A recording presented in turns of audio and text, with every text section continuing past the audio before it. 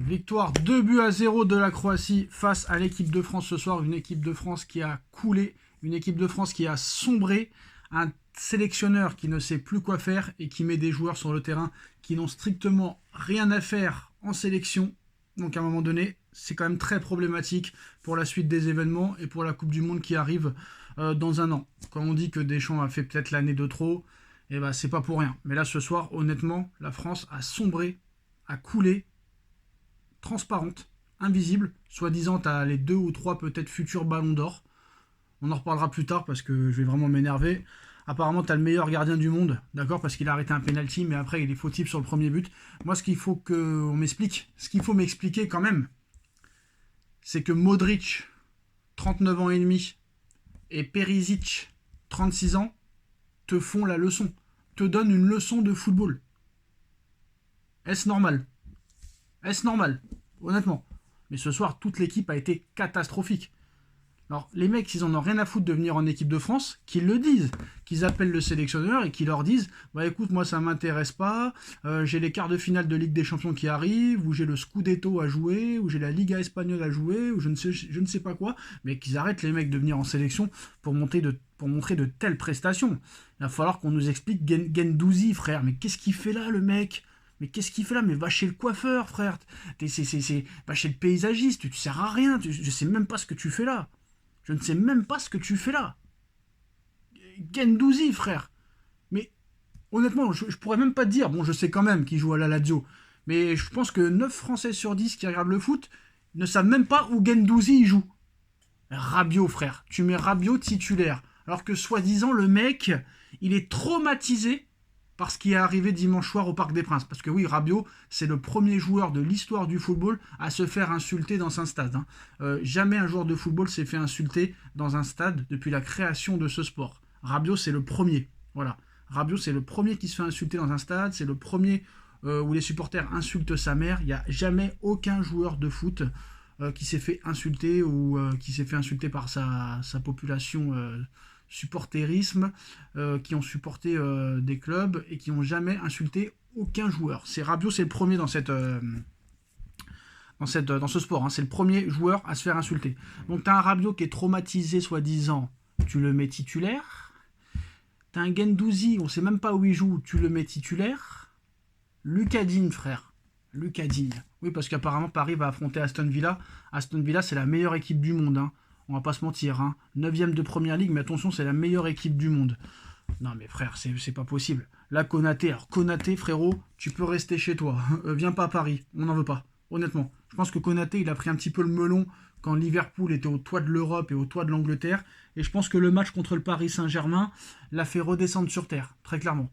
Que ce soit le match aller ou le match retour. Je crois que Konaté a été traumatisé par le Paris Saint-Germain. Mais crois pas qu'on va te recruter, on n'en veut pas. Konaté, il a été catastrophique, ça a été de loin le plus mauvais ce soir de tous. Après, au niveau offensif, je ne sais pas ce qu'il a fait avec Dembélé. Un coup numéro 9, un coup numéro 10, catastrophique. Kolo Muani, j'en parle même pas. Je sais même pas ce que ce mec-là fait en équipe de France. Honnêtement, c'est incompréhensible. Enrique l'a jeté comme une grosse merde. Il a signé à la Juventus. Il a mis 5 buts en 2 matchs. Et depuis, il n'a plus jamais remarqué. Voilà. Allez voir les stats de Kolo Muani. Il n'a pas marqué avec la Juve depuis le mois de janvier. Toute compétition confondue. Ça va être très dur pour le Paris Saint-Germain de le vendre 60 ou 70 millions d'euros. Mais là, si tu gardes cette équipe-là pour la Coupe du Monde, même si la Coupe du Monde est à 48, eh ben, tu ne passes pas les poules.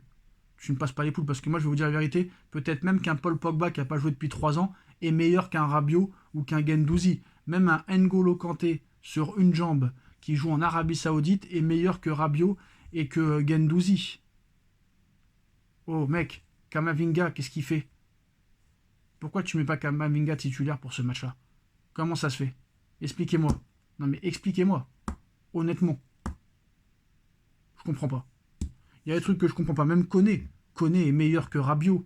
Kamavinga est meilleur que Rabiot. Warren Zaïre-Emery est meilleur que Rabiot. Est-ce que Deschamps regarde les matchs du Paris Saint-Germain, s'il vous plaît ?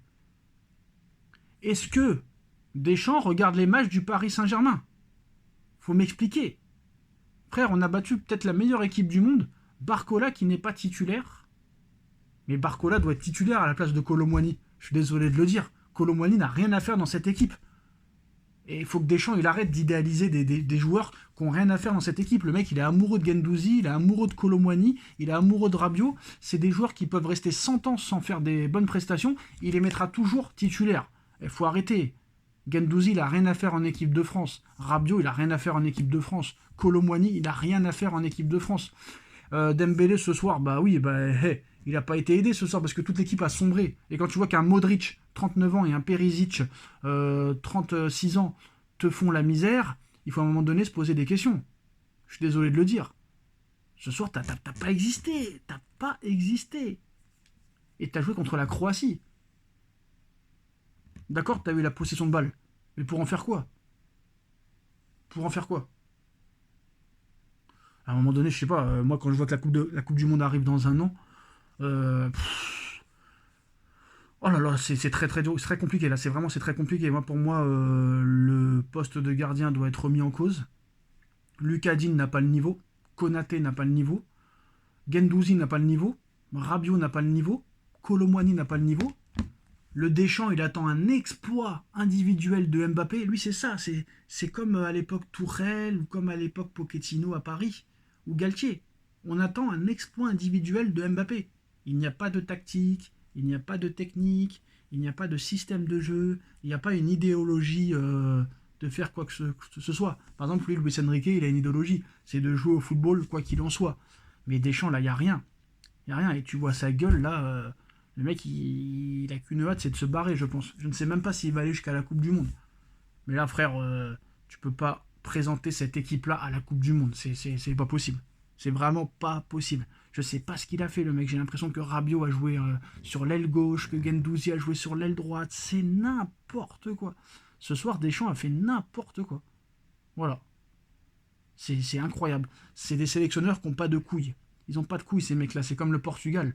Le Portugal, même si Ronaldo peut avoir 70 ans, s'il veut continuer à jouer pour le Portugal prendra toujours Cristiano Ronaldo. Et non seulement ils le prendront, mais en plus de ça, ils le mettront titulaire. Mais bon, c'est pas la question, mais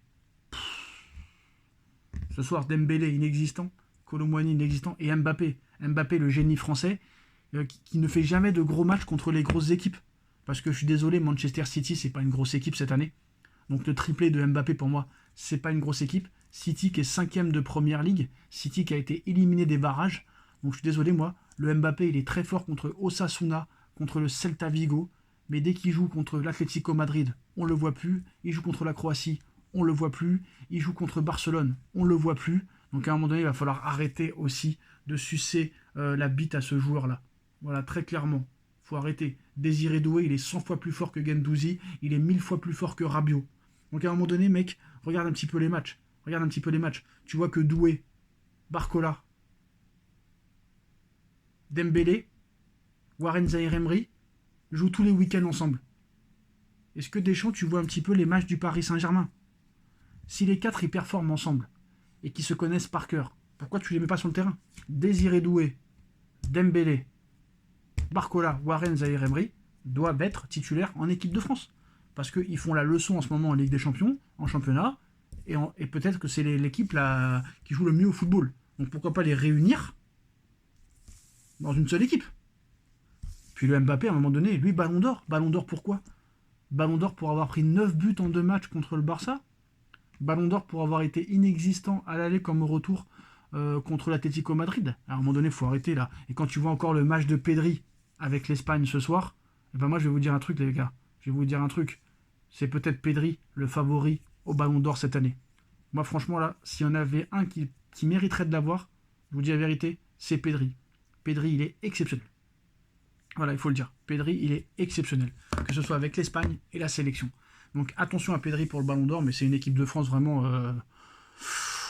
très très mauvaise qu'on a vu ce soir. Et surtout quand tu prends la leçon par des joueurs qui ont 40 ans.